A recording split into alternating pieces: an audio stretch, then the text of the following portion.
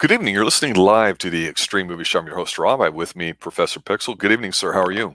Doing good, doing good. How about you? I'm doing great. A B plus and rising, or DEFCON 5 or F5 or whatever, because tonight's movie that we're going to discuss on Extreme Movie Show is the recently dropped movie called Greenland with Gerard Butler and that Lorraine Baccarin or whatever her name is. A disaster film, but not a disaster film. This is a disaster film, and it is a good film. It is in no way political. The graphics are fantastic. It's got a little bit of a chase feel to it. This is an exciting, updated, much-needed action film that we have not had in quite some time now. Professor, you've told me that you have not seen this yet. Is that correct? No, I haven't. The last movie I've seen with Gerard Butler was Geostorm, which was also supposed to be kind of a disaster movie. Geostorm shall not be mentioned here on the Extreme Movie Show, but I will say that Greenland, I did not know anything about. And then I think on Friday morning, I was looking up some material as we're constantly looking up extreme things to discuss here on the Extreme Movie Show. I came across this as a trailer and noticed that, okay, it's got Gerard Butler, captured my interest. It's got a few other people in here too that you may know. And it was a disaster film. And I was like, eh. And then I watched the trailer and went, oh. And apparently it was supposed to get released, I think, on Friday and in theaters, but also, I guess, on video on demand, which you can, of course, rent or buy through all your streaming services. So I took a chance on it because I like Gerard Butler, like a lot of the films that we've covered with him.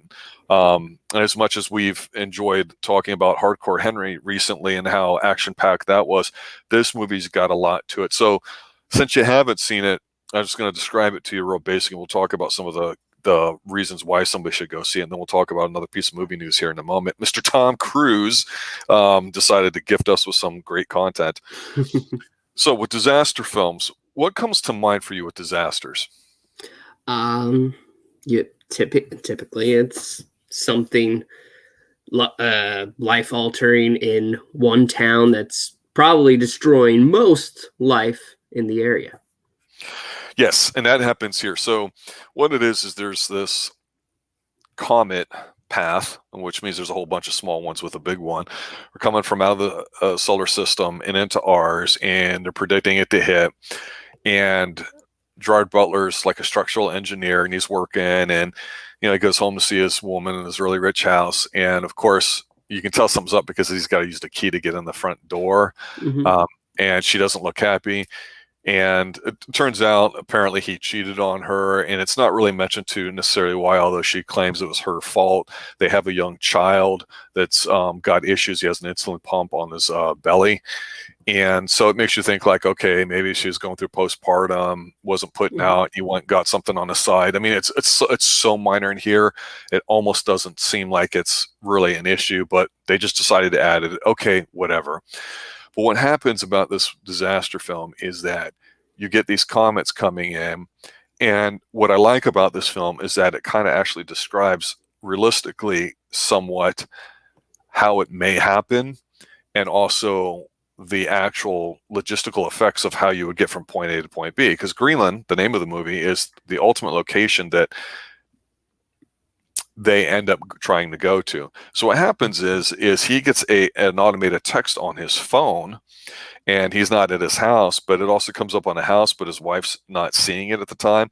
And this is an automated government thing. And it goes through this, you have been selected for blah, blah, blah, blah, be at this Air Force base at this time and leave, and only these three. So that's the kind of thing, is that there's this national secret lottery to determine what people are allowed to go to these Air Force bases to fly off to Greenland, where they have one base, because after a few days of some of these sightings and one or two hits, it turns out that the other one that's coming is going to be a catastrophic life event, as they say. And so the way they put these hints in the background and stuff, and with the like the party that they're having in the backyard with their neighbors, and all them get selected, and they're wondering why he gets picked and not. There's a lot of tension in here about how you would go about getting to this rather than the actual destruction itself, but you get plenty of that too. So how does that strike your fancy? It does sound interesting, I have to admit. Also has what's her name, Monica Morena. I'm not going to attempt to say her last name, but she's always a treat to watch. So I, it definitely sounds like a movie that I'd be interested in. It's let me just talk about her real quick because she is somebody that most people may remember. Morena Baccarin, Mhm. Baccarin. I'm not quite sure I pronounce it either. I think it's Italian. She was in season 1 of Homeland, which was nearly a perfect season 1 that you could ever find of any TV show. The only problem with it is Brody should have actually detonated the bomb at the end of at the last episode. He didn't do it, but she is just an absolutely stunning beauty Mhm. on her own. You can't take her eyes off her. She's a decent actress. She does the role in here very well of being the concerned mom, them taking care of their kid and the stress that they have on it. You can really feel it. So where this movie kind of starts off with some of the hits is they immediately, are live streaming the first impact of one that they're tracking, and lo and behold, it hits Orlando, Florida. And then another one takes out Tampa, and I'm like, okay, this must be some sort of inside joke because you and I are in Central Florida area along with Emily Team from I Love Comics. And so I just thought, okay, okay. We hate Florida, let's saw it off like Bugs Bunny kind of thing and get rid of it. Everybody hates Florida Man. I don't know what it is. Florida Man of the rescue. That's that puppy. But once you actually see some of the shots of the destruction of Central Florida being decimated in Tampa, the coast, Mhm. you're like, okay, it's on. So they don't really have an orgasm of destruction at the beginning. It's in stages.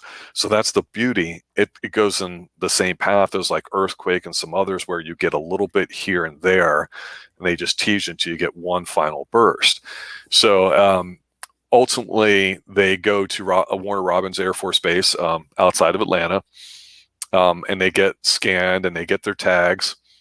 The Mhm. kid goes in, but what happens is the kid's insulin falls out. So he's like, well, I'll go back and get it. And he goes back to get it. And of course, he's back there where there's a lot of traffic and a lot of angry people. Bad things happen. They get separated because she basically tells the guy, hey, have you seen my husband? He was going to get our insulin like a dinky doll, like a dumb woman. And he's like, what? Insulin? Oh, you guys got to go. We shouldn't have selected you then. Bye. So she gets separated. She gets picked up by a childless couple that through conversation discover that, oh, she was on there. How did they get those tags? And then the tension really ratchets up because you see some really negative things about the human condition as they're trying to figure out where to meet, which they Mhm. eventually make contact and they're going to meet at her father's house, who is Scott Glenn, by the way, in a cameo. And they end up meeting, and it's really intense. And Gerard Butler, even though we're used to seeing him kick ass, he just plays a straight up engineer kind of guy where he seems kind of awkward when he gets into a fight. That's all I'm going to say. And this movie's 2 hours long. It's not short, but it moves really well. It looks fantastic. It's great. And just them driving, going from one point to another and being split up for a big point is a nice change of pace because you're like, yeah, you're the angry wife. Now, okay, I get he cheated on you, but you're blaming yourself. I don't really need to hear all that crap. But thankfully they're not suffering with each other, having to figure it out on their own. So it really adds this really intense pace to it. And then there's this little bit of a relaxation when they meet at her father's house, and they had some information along the way of where else they could go to in Canada to catch a private plane to go to Greenland, which of course they do. And then they do get to Greenland, but things don't go well. So I don't want to give too much away, but all I'm going to say is I rented this out thinking, okay, it might be tolerable, might be watchable. Hopefully it'll be better than Geostorm. Yeah. And wow, a surprisingly very good, almost great film. The more I think about it, of course, I didn't see it on the big screen, but on the Super HD 55-inch thing here at home in 4K splendor and glory. Wow, this was entertaining. Really, really like this film a lot. And I highly recommend it. Well, not many people are seeing things on the big screen this year, but I, I was actually about to ask before you said that does it end well, but and without giving too much away. But you've pretty much given an answer towards that. Well, you mentioned before that you expect a disaster film to have a cataclysmic impact, and you get that. You definitely do. So the end is not drawn out, but you definitely get to see all that, and you get to see the epilogue, if you will. So I would say it's a positive film myself. I think that's how they chose to do it. And I think that what I liked about this film a lot is they, like I say, they focused on, putting a stressed out family together and then breaking them apart and testing their individual results. But you see a lot of bad side of the human condition, but you also see some good stuff too. And it's not overly trite or whatever. There is this sense of urgency, even when things are going slow, about, how do we get here? What about this? Oh, we're split up. How do we deal with our kids' insulin? And just the nastiness that you encounter with looting and the military and the secret lotteries and your neighbors and all sorts of other stuff there too. I see Zach's in chat too. I hope we answered that question for you. I believe it came out was a simultaneous release. I didn't look that up news-wise, but I believe that's what I heard. And when I saw the trailer, I went, "Oh, okay, it's available to rent. Let me go ahead and check it out." So I gotta say, Zach, I'm surprised at how good I think it was, and I'm trying to go. I don't want the fact that I haven't gone to a movie theater in almost a year to see a film kind of make me like it more than I should. But I think I would have liked it even more if I saw it on the big screen, because it does have that kind of feel to it. It's a legitimate disaster film. Is it gory? Is it graphic? I would say no, but I would say it's very intense. Like I say, it's like a thrill ride, because they start off here. They're trying to go to point, B, but they have to go through A, B, C, D, E, F all the way to go through there. And they're not rushing to get done. And I like the fact that a lot of disaster films are very long in nature too. So it's not an earthquake. It's not a tsunami. It's not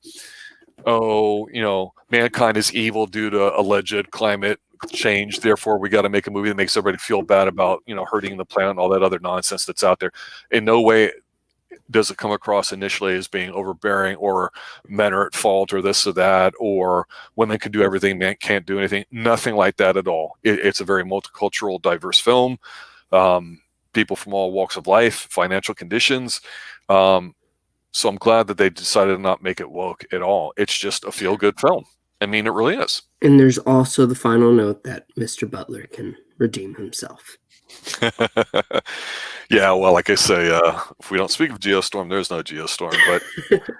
But I say it's the right movie at the right time, because I had mentioned before, when allegedly over the summer, depending on what state you're in, lockdowns were going to allegedly kind of be removed and people would go out to theaters more. I was really thinking that the Russell Crowe movie that came out where he's stalking the lady with road rage, that's a very good, intense film. And I think people like a nice, intense type of action thriller. And where this one I think is PG, I can't see any reason why it would be R, but with the way standards are, who knows? Whereas PG-13.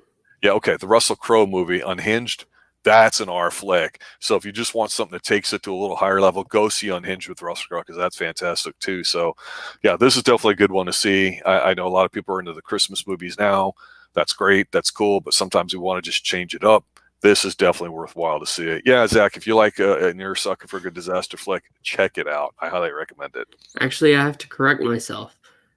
Looking at Unhinged, it doesn't give a rating for it. It's really weird. It is R. It is R. I'm telling you, it's an R film. Just even if you didn't see it or whatever. But this I'm is telling you, because the certain scenes in Russell Crowe is fantastic. This one, Greenland, is not that kind of a film. This is one you could take a kid to. Okay. Except for maybe one violent scene I'm thinking of, maybe two. Just quick cover the eyes. Exactly, and you see it coming, so you know it, but you're like, ooh. Then that's it. But it's not something that's gratuitous in any way. But yeah, definitely think it's a great film to go see too. So yeah, hopefully you guys see it and check that out. Definitely worthwhile. Like I said, surprisingly good. I'm very pleased by that. Yet another reason to emphasize how great it is to have movies when they come out theater also come available to rent at home, because man, otherwise I would have waited another 6 months until I saw it probably. And I'm glad I saw it now. Yeah, well, that's one thing about 2020. It's a lot more convenient for people to just stay at home and watch movies. So, without making this political, obviously, what people will define 2020 of, in some ways, one could argue, is COVID and or the response to it, depending on where you live and how it's affected our lives. I'm sure this will go on ad nauseum forever. They'll make movies about it, tell stories, tell our kids and all that stuff. But bottom line is here on the Xtreme Movie Show, how does it affect movies? Well, we point out that the model of doing batch processing seems to be particularly effective. And who better than Tom Cruise to sit there and say, you know what, I'm going to shoot Mission Impossible 6 and 7 back to back, get them in a can, because I'm suspecting that might be it for him, unless he pivots and tries to make it a little different. I don't know what else he's got in the works too, besides Top Gun, which has also not come out yet and has its own issues. China. But as far as Tom Cruise, he provided us some interesting drama because apparently there was leaked audio tape of him yelling and screaming at everybody about how hard things are with COVID and how people are breaking protocol on the movie set. And I'm sure most of you have heard about it by now. Maybe some of you have listened to it. Pixel, you had brought this to my attention. What was your initial take about this? I'm a little conflicted because one, this is just a big name actor going ahead, putting his stamp, saying this again, and I don't like that. At the same time, I do have to go with the other side of the argument because you can tell that he is very stressed. Clearly, when you're hearing it and seeing the words, this must all be having an impact on him. But I don't think that excuses his behavior on set. Did you find his behavior bad? And if so, what specifically? I mean, it's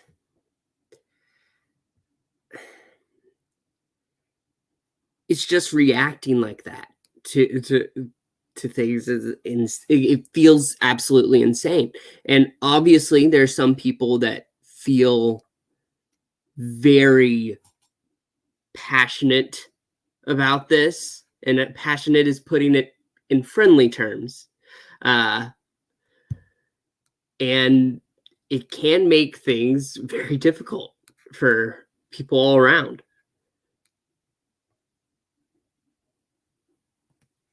I can see that point there.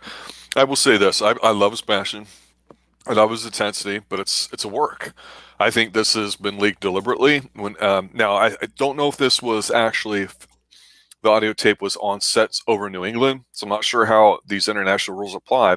But to record somebody's audio, depending on where you're at, some states you have to be a two-party consent. So if I was recording somebody on my cell phone and have their audio, it may not be admissible in the court of law. So obviously somebody's got to put it out there.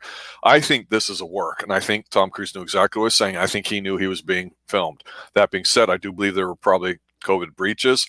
Whether or not you take them seriously or not, I will tell you here in Central Florida, I'm sure in your part of Central Florida, just south of the Pine Hills Palace where you're at, that I'm not seeing people really doing anything other than wearing masks in stores because they have to.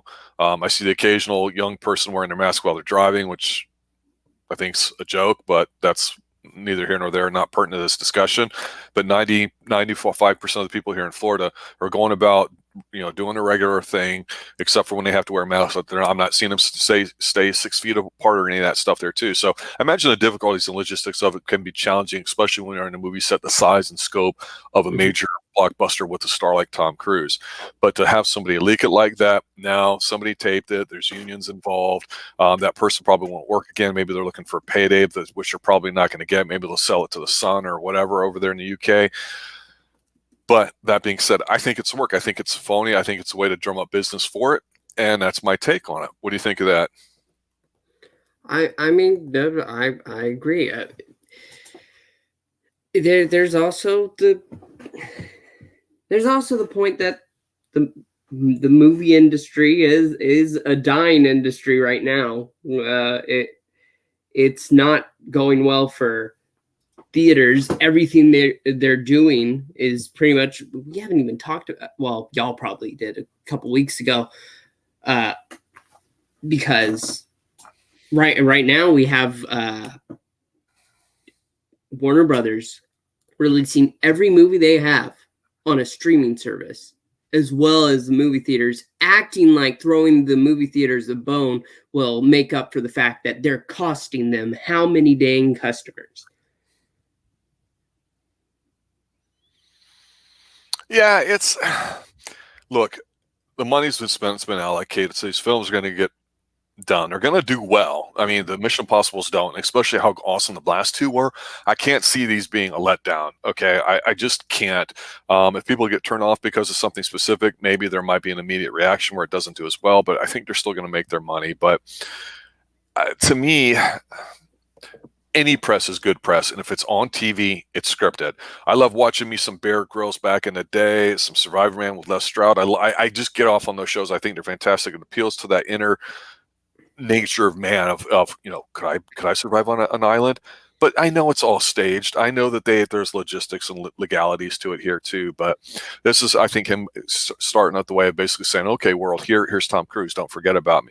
Because that's one thing about Tom Cruise. He'd be godlike if it wasn't for the fact that he believed in like Xenu and lizard beings and all sorts of stuff that he get landed on. We would love him even more. That's the lack of respect that he gets, that people don't take him too seriously.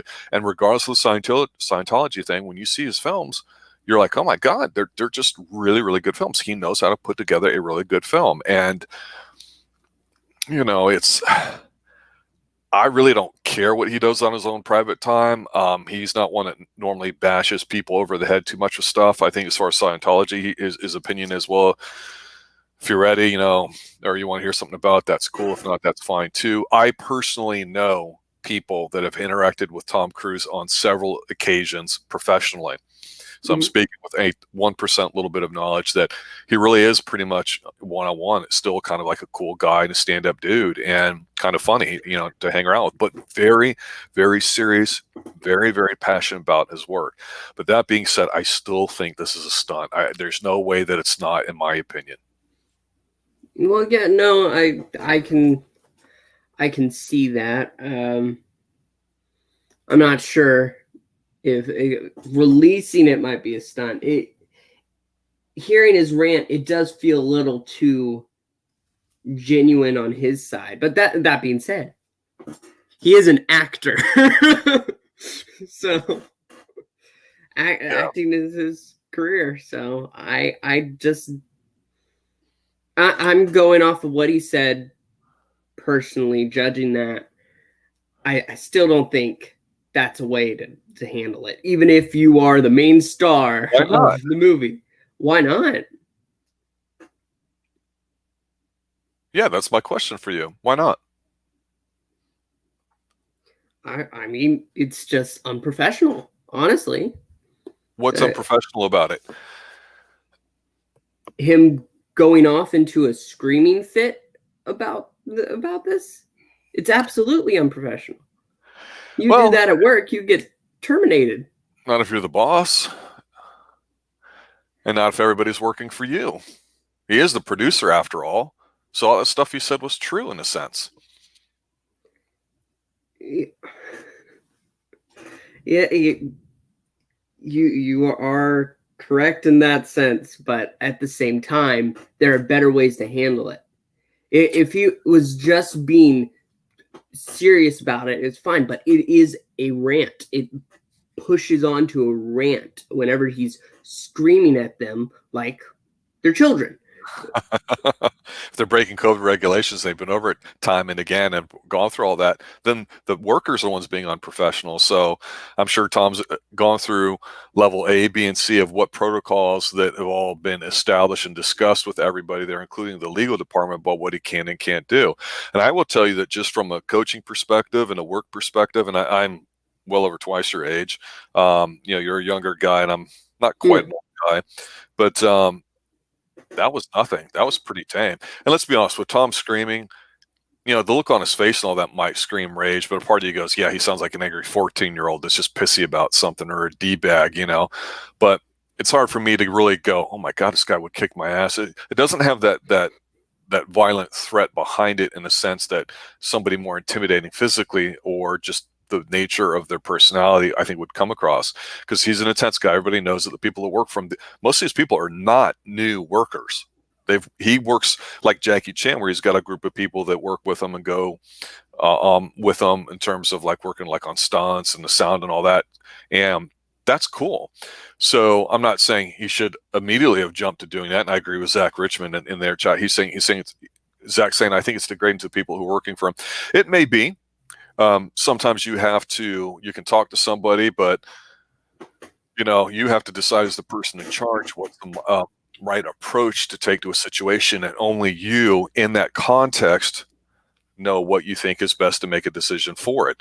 So I'm sure Tom may come out in a day or two after people have talked about it, have gotten his ass, and he just wants to issue I don't know if an apology would be the right word, just a clarification. Say, look, we've worked really, really hard under really stressful conditions. We have an excellent team, and I support them 100%. They're a great group of guys. I can see them doing PR, so to speak, on that, and that's the whole purpose of doing it. You can't do that now, and people will listen to you if they're not emotionally invested by hearing this snippet that you don't know the context of when you're listening to it. And that's the whole problem, is that whenever we just listen to this and we don't know the buildup for it, it's like the body cam footages that you are edited on by professional TV to show, and everything else as well. It's, again, TV 101, show them what you want to show them, and that's it. And again, leaked audio, you don't think Tom Cruise wouldn't fire somebody that leaked that immediately? Because I haven't heard that they did. That would be an automatic, and there would be legal repercussions. So again, I still think it's a bit of a sham there too. And I'm not saying he's saying, okay, guys, y'all just stand there and I'm just going to yell and scream, and give me the 3, 2, 1, we do it, or whatever. Who knows? Maybe he could. There's obviously been worse examples of that type of construed and constructed fake behavior than what we have here before too. But again, Tom Cruise is an actor. He's been doing this for 40 years now. He knows when the camera's on, and he can deliver that and make it sound realistic. He's that good, in my opinion. No, you're not wrong. I'm not one of the people who just pointlessly bash Tom Cruise for being Tom Cruise. No, but the whole episode I thought was interesting to discuss, because I thought a lot of people, and correct me if I'm wrong here, Pixel, because you have the pulse on the community when it comes to pop culture a little bit more quickly than I do. I'm under the impression that, of course, on Friday with the weekend and a couple days before there's Monday, usually you release stuff late on a Friday because you don't want people to hear about it if, you're a stock firm or you've got bad news. That's just how it is. Or you tease them with something coming on Monday, so the buzz gets going on there around there. But like Zach Richmond's saying, when he worked, that he was taught to handle corrections privately. Zach, I will take the opposite approach and say that in most professional corporations that I've currently been in, I've worked a ton of retail sales, financial, education, a lot of things too, before going into private business. There's a reason to do them publicly, and that's so you can have documentation about, so things don't get misconstrued, and you always, always, always leave that door open. And if anybody comes in there, you make sure that people have view of what's going on, so somebody can't just go to HR and make something up. I mean, that's the whole purpose of it. HR is there for the company, not for the employee. But when you're an independent contractor, like I think a lot of these people are, you may not have those same kind of safety built-in things. But Pixel, what I was going to say is, do you think people are upset that Tom Cruise did this? Do you mean on set? Well, no, I don't mean the people that he was yelling at. Do you mean that PR-wise, do you think a lot of people are outraged on Twitter, young people and this and that? Are you getting the buzz and the sense that people are going, what the hell is this Tom Cruise doing? He's an evil bastard. I used to like him. Now I think... No, more people are right here. More people are like, he's right. So... Yeah, Tom Cruise can't do any wrong. No, they weren't saying that. They were just saying that if you look, there will be people that are saying, no, he's right. They're on set and they need to handle themselves properly. We don't even. One of the bad things about it just being an audio clip is we don't know what happened. Not unless I missed something. We don't know exactly what happened. He makes a mention of, do you see that stick there? Do you see how long it is? But if somebody was like a bit over a line, that's absolutely ridiculous. Well, looking at some of the recent Twitter stuff out there, apparently EW is reporting that George Clooney says Tom Cruise did not overreact. Of course, I'm not bothering either because it's EW and therefore trash by its very nature. Leah Remini, who I know has come out with the Scientology show, and it seems very controlled in a couple of interviews I've seen her talking about her experience in it and how she left, about how it's impossible for Tom Cruise basically to leave because he's so far. But he basically is Scientology. He's like 90% of their equity and funding. He's, of course, moved over to the West Coast over there, not too necessarily far from where you're at over there in the greater Tampa Clearwater area. Again, like I say, that's his own personal thing. Um, Christian Bale had that thing a while ago. Oh, God, it was like 10, 15 years ago. I think it was Terminator he was in. Actually, somebody edited Christian Bale's and Tom Cruise rant into one argument, apparently. Well, here's the thing. Whether he's dating his co-star or not, I would sit there and say, just based off of, previous knowledge, I guess, or whatever, of Tom Cruise, is that everything that he does socially is vetted, meaning the women involved too. So maybe he's dating, maybe he's not. Guess what? All this seems to be coming out at the same time that he's yelling at people. Oh, did they stay with him, or are they all leaving? So I bet we're going to get conflicting stories on his personal life, on the crew life, and everything else. That's millions of dollars of free publicity towards this movie. And then somehow Tom Cruise will swoop in at the last minute with the counter going down, just like Mission Impossible. Music's playing. He'll flash that $1 million smile, because it really is the best smile ever, probably in all of movie history. The only one I can think that's even close, and I think might give him a run for his money, could be number one, is Gene Kelly. I go back and forth in these guys. I think Cruise is more professional with the smile, but a little bit faker. But I think Gene Kelly's is probably a bit more just softer and more genuine. It's a tough call for me. I used to do chin of the week, so I don't do smiles, but Tom Cruise is up there. He's going to flash that. He's going to talk like this. He's going to sit there and say stuff, and he's going to give you that passionate feeling about how great his team is, how well things are coming together, and how he just looks forward to making the best action movie that he can for his fans. He has his teeth are crooked, right? Of course. Okay. You said $1 million smile. That one glaring thing does make things complicated. Looking a bit more about it, you were right. George Clooney did say that, did support him on that. But there are actors like Leah Remini. I thought it was Remini, but I wasn't sure. And said that she went on a thing about him, saying that it showed his true personality, that he's an abusive person, that she's witnessed it and been told about things from a former girlfriend of his. At the same time, she is very, like most people, anti-Scientology, but she's got a personal vendetta against it. So yeah, so people are going to use that against her in terms of, you can't talk about it objectively because you're emotionally, personally invested in it. Plus you're a Scientology in it. How do we know you're fully out of Scientology? How do we know you're just not? And then, they can always turn it on her, and she's used to that too. So, whatever. Let me ask: do we really give a rat's ass about this? We're going to watch the movie and we're going to enjoy it. It doesn't matter. In a month, we'll forget about it. Well, I think the bigger problem Tom's going to have, and part of it has to do with the fact COVID delayed Top Gun coming out this summer. The problem he's going to have is, apparently, I guess in Top Gun, the jacket that he wore had special patches on it, whatever, logos. And I guess one of them got replaced because China didn't like it. And of course, China and one or two other areas of influence basically control all of Hollywood. And for action films like this, they need to be completely sanitized and not against China or anything like that. So that's, I think, going to be a more prominent thing that probably wouldn't have been if it came out of the summer. We didn't have what's going on in the nation with COVID too. But because of what's happening with China, with the NBA, and of course, people, no matter where you stand in terms of politics, thinks that may be an issue, along with other things.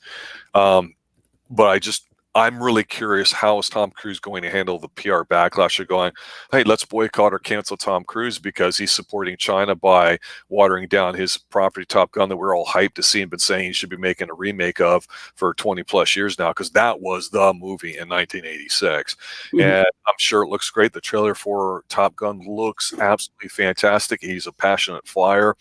All his background stuff is just phenomenal. He's his own best hype man when it comes to that.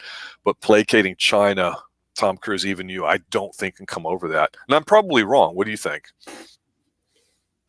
Yeah, I have to agree. You're probably wrong. He'll probably overcome it just fine. I don't think it's going to be. Oh, I'm saying I don't know that he will. So that's my whole Oh, point. I go, man, this has got to be one flaw with Tom, you know? no. I think he'll be fine. But Yeah. that's just my personal opinion. We'll see what happens with the Tom Cruise fallout. We'll see if any more of you guys and gals check out Greenland, what you think of it here too. So I'd like to thank Pixel for showing up tonight here, just going over some brief news and notes for the Xtreme movie show. If we don't talk again, guys, and this goes to you, Pixel, as well as everybody else, listen, make sure you have a great, safe, healthy, happy Christmas, Hanukkah, Kwanzaa, whatever you call it, around the holidays here. We are still on board for Tuesday night at the very least, as far as that, plus some other new material coming out this week, and we'll see what happens going into this weekend. So thanks a lot for listening, guys. As always, stay extreme. Have a good night. Merry Christmas.